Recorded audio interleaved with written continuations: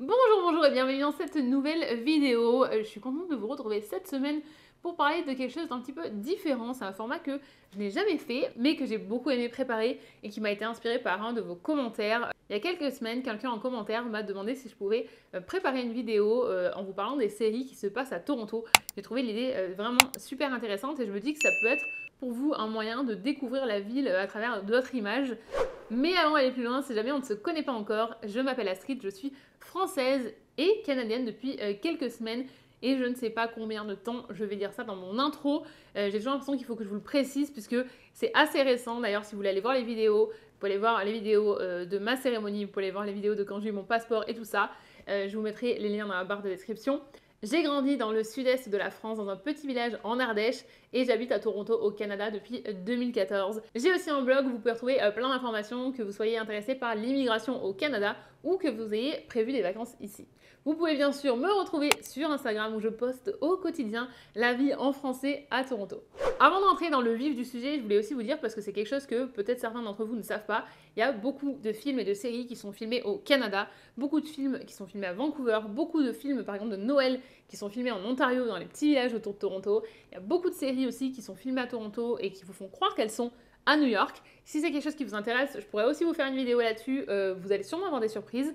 Mais aujourd'hui, on va parler des séries qui sont filmées à Toronto et qui se passent à Toronto pour vous aider à découvrir la ville et découvrir un petit peu plus de la vie canadienne. La série dont on va parler, c'est une série que vous connaissez probablement déjà puisqu'elle a rencontré un énorme succès au niveau international. C'est Kim Convenience.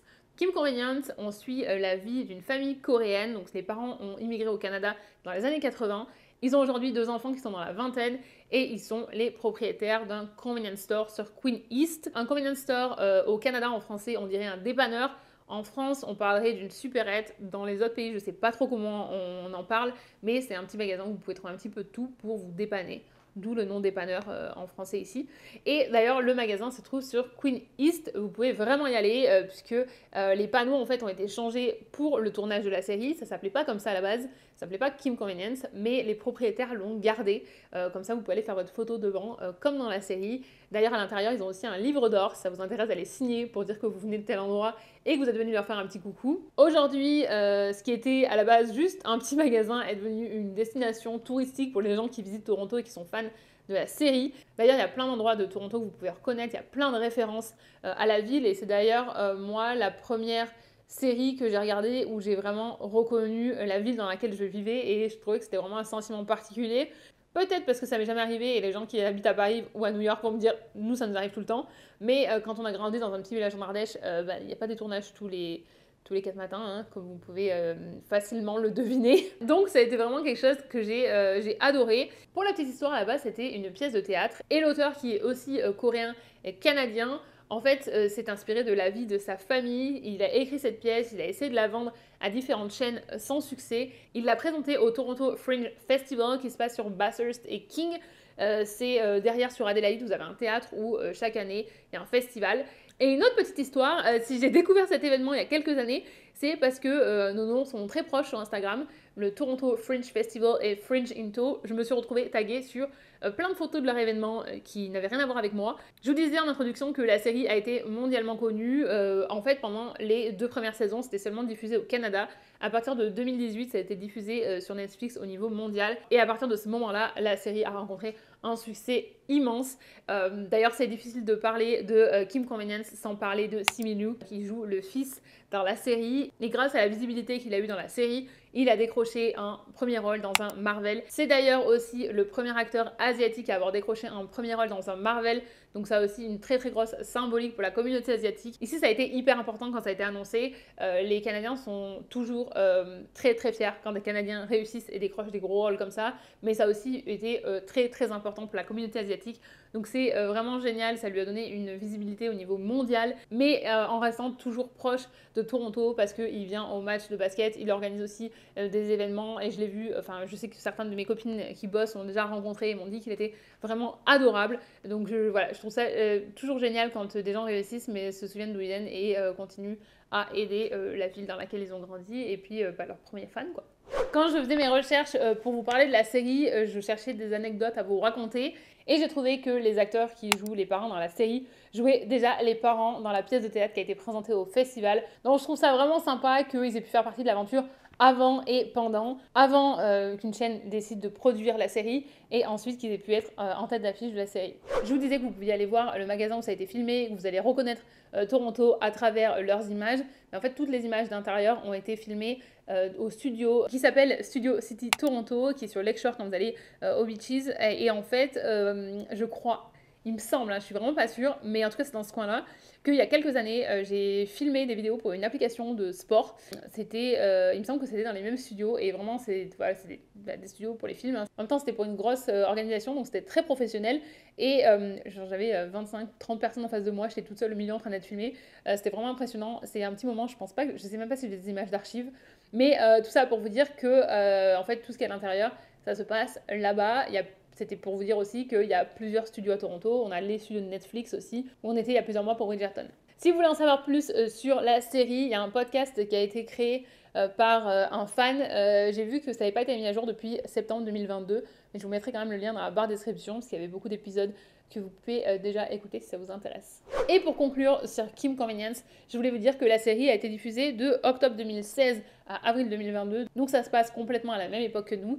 Il y a 5 saisons, donc si vous avez jamais regardé, vous avez de quoi vous occuper, et c'est disponible sur Netflix France. Par contre, au Canada, c'est pas disponible sur Netflix, c'est disponible sur l'application CBC. C'est gratuit, vous n'avez pas besoin de payer quoi que ce soit. Je crois qu'il faut juste créer un compte, mais vous aurez accès à plein de séries. L'idée pour CBC, c'est de ramener ces séries sur sa propre plateforme pour que les utilisateurs utilisent leur plateforme plutôt qu'ils aillent sur Netflix, ce qui a complètement du sens, mais c'est pour ça que certaines séries canadiennes disparaissent de Netflix. Ça a disparu là en mars 2023, donc juste ce mois-ci, et c'est comme, il y a une autre série qui a disparu aussi, qui a fait beaucoup râler les Canadiens, mais en fait c'est disponible sur une autre plateforme, c'est juste que vous allez devoir vous taper des pubs, mais c'est gratuit, pas tout à voir.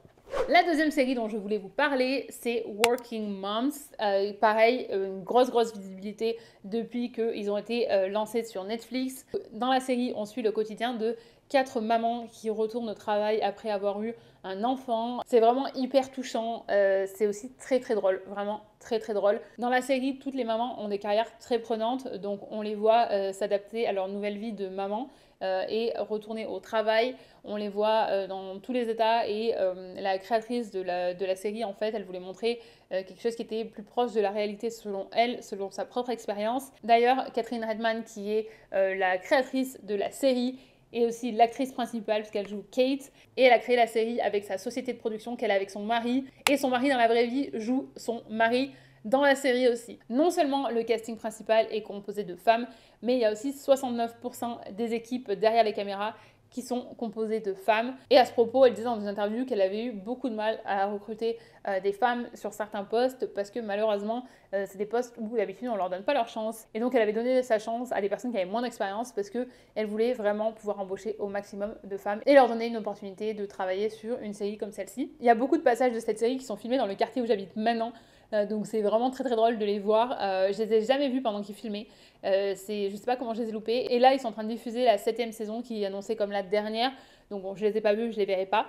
Mais ils ont été dans des restaurants qui sont vraiment à côté de chez moi, où je passe devant tout le temps. Et ça m'a même fait découvrir des endroits. Donc c'est vraiment sympa. Si jamais vous avez jamais regardé la série, vous avez 7 saisons. La dernière saison, comme je vous disais, est en cours. Donc je crois que la 7e saison n'est pas disponible sur Netflix. Par contre, elle est disponible sur l'application CBC, donc la même application que Kim Convenience. Et vous pouvez suivre chaque semaine. D'ailleurs, je vous recommande, si vous avez des séries que vous voulez regarder qui sont disponibles sur les télés au Canada, toutes les applications CBC, Global News, CTV, vous avez en fait la possibilité de vous inscrire et d'avoir l'épisode gratuit chaque semaine. Encore une fois, vous avez les pubs, mais c'est gratuit et surtout, vous n'avez pas à attendre.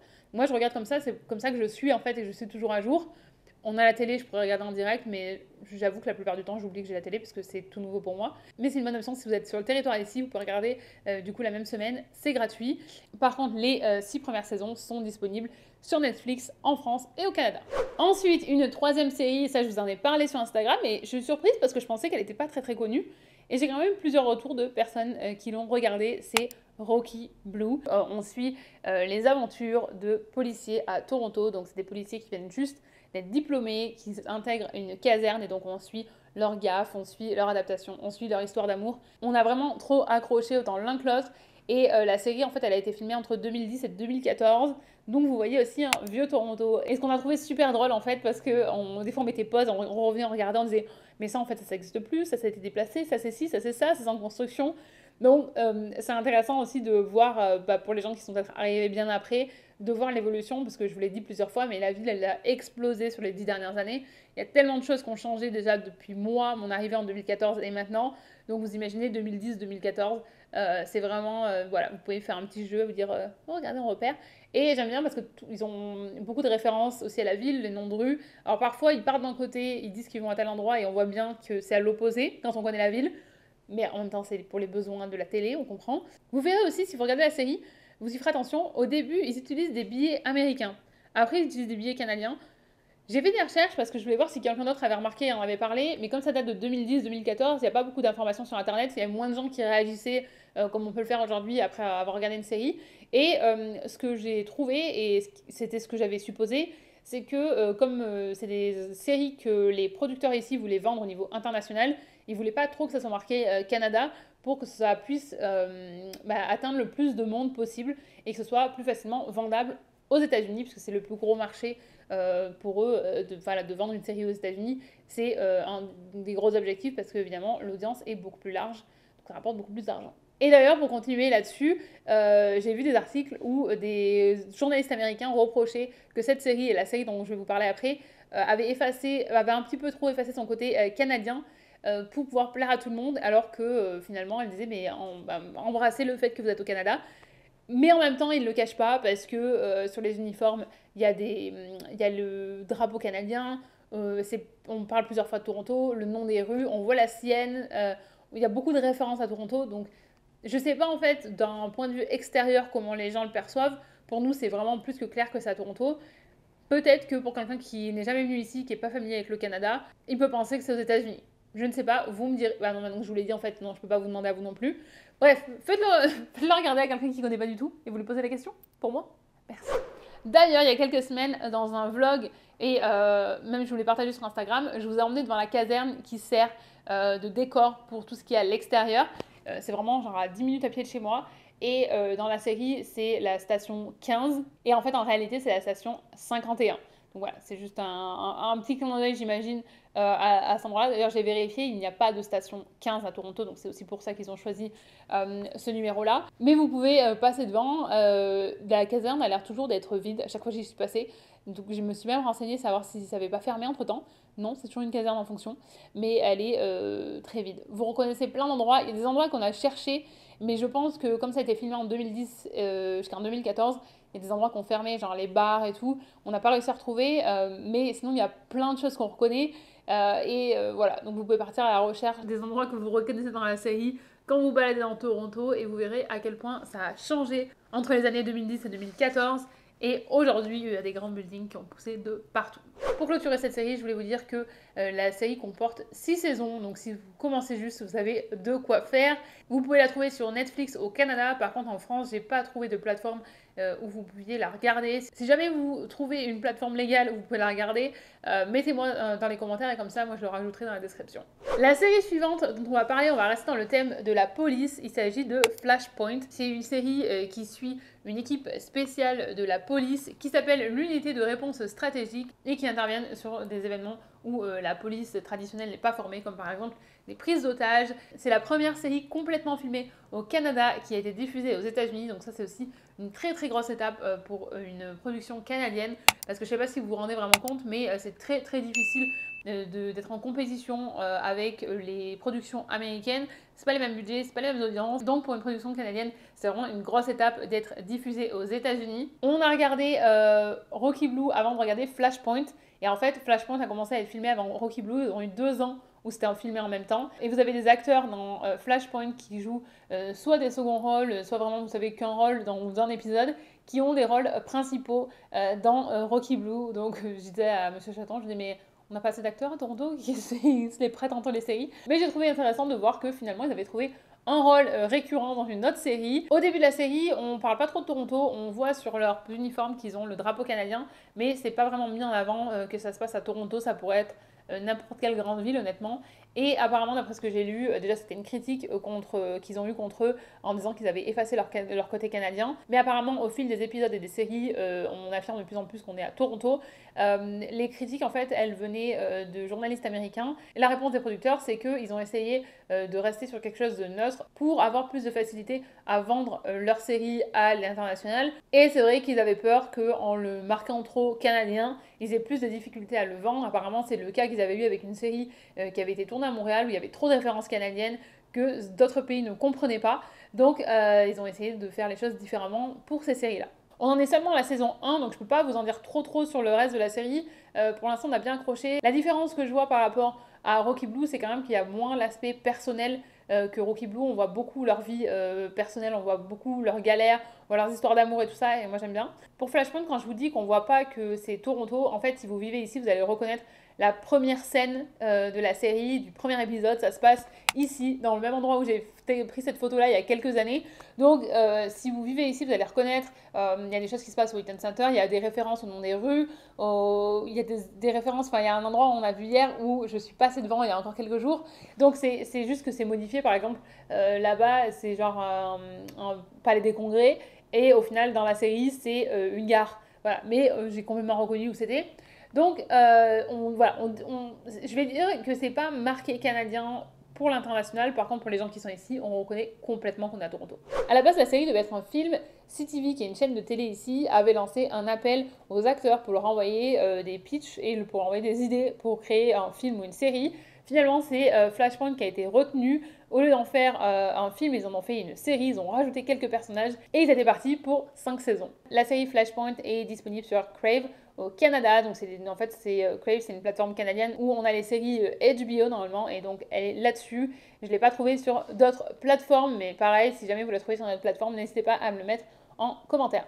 Et la dernière série dont on va parler, il s'agit de Frankie Drake Mysteries. Donc là, on va faire un bond dans le temps, puisque c'est la dernière série qui a été diffusée parce qu'elle a terminé sa diffusion en octobre 2021. Par contre, la série se passe en 1920. On suit la première femme détective à Toronto, donc Frankie Drake. On suit ses aventures. J'ai seulement regardé quelques épisodes parce que j'ai découvert la série en préparant cette vidéo et je voulais quand même pouvoir regarder quelques épisodes pour pouvoir vous en parler. La série est inspirée du film Toronto Girls Problem. C'est un livre qui a été publié après la Première Guerre mondiale et qui parle du problème des femmes qui ne veulent pas retourner à la maison après le retour des hommes de la guerre et qui veulent continuer à travailler. Dans la série, vous allez voir qu'il y a des personnages cultes qui interviennent. Donc par exemple, dans les premiers épisodes que j'ai vus, j'ai déjà vu Hemingway, mais quand j'ai fait les recherches, j'ai vu qu'apparemment il y avait aussi Coco Chanel qui faisait une intervention. Donc vous avez un mélange de fiction puisque Frankie est un personnage qui n'a pas existé, mais qui est mélangé avec des personnages qui ont vraiment existé. Alors c'est complètement différent des autres séries dont je vous ai parlé, par contre ça rentre complètement dans le thème puisque c'est une série qui se passe à Toronto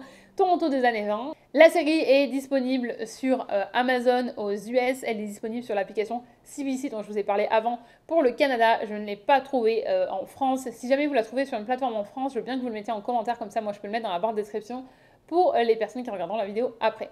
Et voilà, on est à la fin de cette vidéo, j'espère que ça vous aura plu, c'est complètement différent de ce qu'on a pu faire avant, mais je trouve que c'est une bonne opportunité pour vous de découvrir Toronto à travers les yeux d'une série en passant un bon moment. N'hésitez pas à me dire si ça vous a plu dans les commentaires, si vous voulez que je fasse une autre série dans ce style-là, mais par exemple en vous parlant des séries qui sont filmées à Toronto, mais qui vous font croire qu'elles se passent à New York par exemple, ou d'autres séries ou films qui ont été filmés au Canada ou à Toronto, parce que je suis sûre qu'il y a plein de films et de séries que vous avez regardées et vous n'avez aucune idée que ça a été filmé ici plutôt qu'aux États-Unis. Je vous remercie d'avoir passé ce moment avec moi. Je vous rappelle que si le contenu sur le Canada vous plaît, vous pouvez vous abonner, vous pouvez me laisser un petit message, ça me fait toujours plaisir. Et vous pouvez bien sûr me suivre sur Instagram. Je vous souhaite une excellente journée, une excellente soirée ou une excellente nuit, où que vous soyez dans le monde, et je vous dis à mercredi pour le vlog.